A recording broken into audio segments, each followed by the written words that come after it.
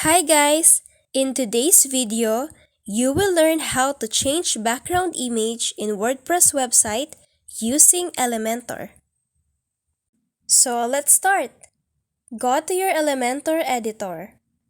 Click here to add a new section.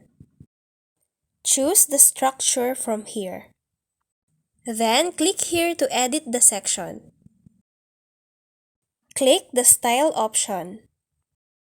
Click Background. Then select Classic.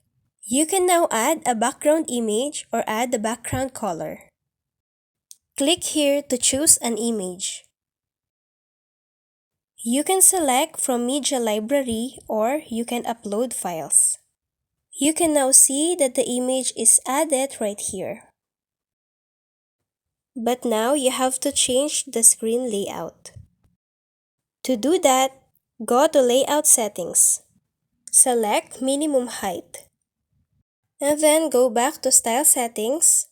From Style Setting, you can now change the position of the background. If you want to add background overlay, click here. Right here, you can add a color as an overlay. And that's all for today's video. Thank you for watching. Like and subscribe.